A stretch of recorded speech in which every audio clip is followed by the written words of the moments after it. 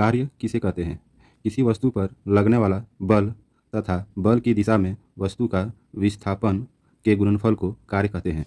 बल का एसआई मात्रक न्यूटन या किलोग्राम मीटर पर सेकंड स्क्वायर होता है। विस्थापन का एसआई मात्रक मीटर होता है।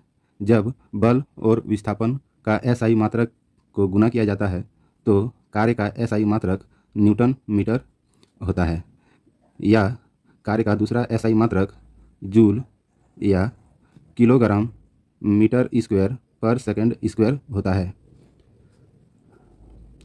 बल जो है एक सदिश राशि है और विस्थापन भी सदिश राशि है। ठीक है, सदिश राशि है। जब दो सदिश राशि का गुणनफल किया जाता है तो वह एक अदिश राशि प्राप्त होता है। इस प्रकार से कार्य जो है एक अदिश राशि हो जाएगा। बल आपका सदिश राशि और विस्थापन भी सदिश राशि। कई बार एग्जाम में आया हुआ है कि कार्य कौन सा राशि है, बल कौन सा राशि है। ठीक है, तो ऑप्शन में अगर बल, जब हम लोग आगे पढ़ेंगे कि कार्य का सीजीएस मात्रक क्या होता है। ठीक है, कार्य का सीजीएस मात्रक, तो कार्य का सीजीएस मात्रक क्या हो जाएगा? कार्य का एसआई मात्रक होता है न्यूटन मीटर, तो न्यूटन की जगह हो जाएगा डाइन सेंटीमीटर, मीटर के जगह सेंटीमीटर। या अर्ग, कार्य का सीजीएस मात्रक अर्ग भी होता है, डाइन सेंटीमीटर भी होता है, या फिर अर्ग भी होता है, या ग्राम सेंटीमीटर स्क्वायर पर सेकंड स्क्वायर। जहाँ भी किलोग्राम रहेगा वहाँ पर ग्राम कर देना है, मीटर रहेगा तो सेंटीमीटर कर देना है, और सेकंड की जगह सेकंड कर देना है। इस प्रकार से कार्य का जो सीजीएस मात्रक होगा ग्राम सेंटीमीटर स्क्वायर पर सेकंड स्क्वायर होगा। ठीक है, इसी प्रकार से जो बल का सीजीएस मात्रक होगा वो होगा डाइन, या फिर किलोग्राम की जगह ग्राम, मीटर की जगह सेंटीमीटर, और सेकंड की जगह सेकंड होगा। तो इसका सेकंड स्क्वायर है तो सेकंड स्क्वायर लगा देंगे। ठीक है, तो इस प्रकार से बल का जो सीजीएस मात्रक हो जाएगा वो डाइन होगा, या फिर ग्राम सेंटीमीटर पर सेकंड स्क्वायर हो जाएगा। ठीक है, और विस्थापन का जो सीजीएस मात्रक होगा, सीजीएस मात्रक विस्थापन का वो हो जाएगा मीटर की जगह सेंटीमीटर। ठीक है, एग्जाम में कई बार पूछा गया है कि कार्य का सीजीएस मात्रक क्या होता है। अगर ऑप्शन में अर्ग रहेगा तो अर्ग हो जाएगा, या ग्राम सेंटीमीटर स्क्वायर पर सेकंड स्क्वायर रहेगा तो ये हो जाएगा, या डाइन सेंटीमीटर रहेगा तो डाइन सेंटीमीटर हो जाएगा। ठीक है, एग्जाम में कई बार पूछा गया है कि 1 जूल बराबर कितना अर्ग होता है। तो 1 जूल का दूसरा एसआई मात्रक क्या होता है? किलोग्राम मीटर स्क्वायर पर सेकंड स्क्वायर। तो किलोग्राम की जगह हम लोग लिख सकते हैं 1000 ग्राम, इंटू मीटर को सेंटीमीटर में बदलेंगे तो 100 सेंटीमीटर, मीटर स्क्वायर है इसीलिए 2 बार 100 सेंटीमीटर लिखाएगा, बाय सेकंड स्क्वायर। अब की बार फिर देखते हैं, 10 लिखेंगे और ये कितना शून्य है 7, तो पावर 7, तो ग्राम सेंटीमीटर स्क्वायर पर सेकंड स्क्वायर। 10 पर पावर 7 ग्राम सेंटीमीटर स्क्वायर पर सेकंड स्क्वायर क्या है? सीजीएस मात्रक है कार्य का। इसका दूसरा सीजीएस मात्रक होता है अर्ग। तो इस प्रकार हम लोग लिख सकते हैं कि 1 जूल बराबर 10 पर पावर 7 अर्ग होता है।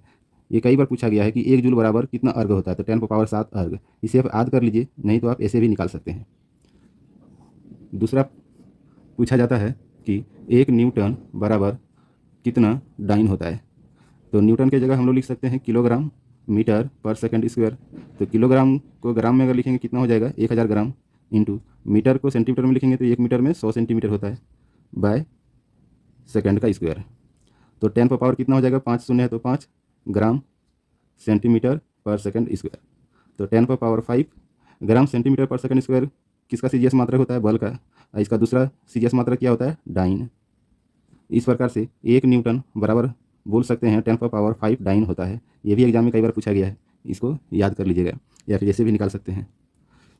अब हम लोग पढ़ेंगे कार्य का 3 स्पेशल केस, और इसी 3 स्पेशल केस से एग्जाम में बराबर पूछा जाता है।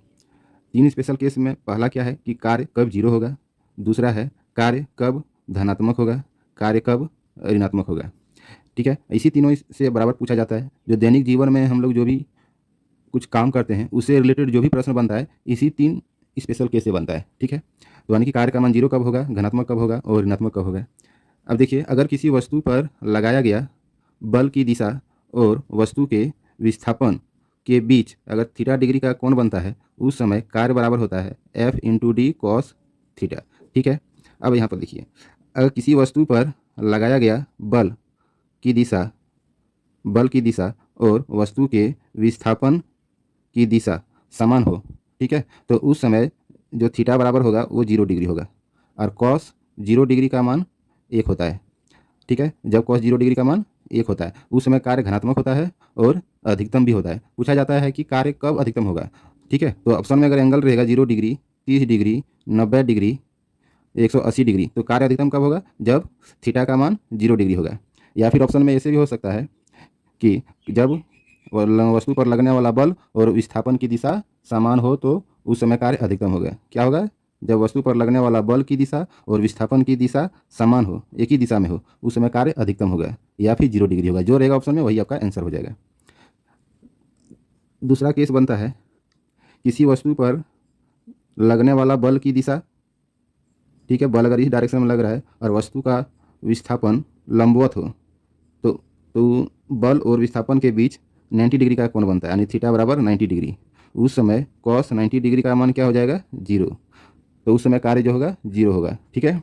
कब आपका ऑप्शन में इस प्रकार रह सकता है कि कार्य कब 0 होगा, जब थीटा का मान 90 डिग्री हो, या ऑप्शन में ऐसे भी रह सकता है जब वस्तु पर लगने वाला बल विस्थापन के लंबवत हो, ऐसा रहेगा तो भी कार्य 0 होगा। लंबवत कहने का मतलब 90 डिग्री और कॉस 90 डिग्री का मान 0 होता है, ठीक है।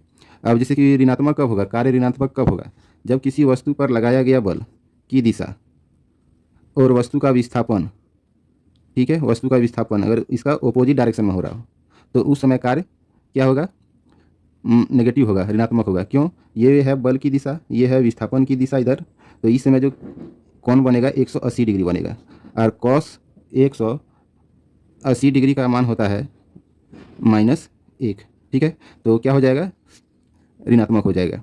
तो एग्जाम में आता है कि कार्य कब ऋणात्मक होगा, जब थीटा का मान 180 डिग्री हो। या फिर ऑप्शन में ऐसे भी हो सकता है कि जो किसी वस्तु पर लगाया गया बल और विस्थापन एक दूसरे के विपरीत हो, ये ऑप्शन रहेगा तो ये भी सही हो जाएगा, ठीक है।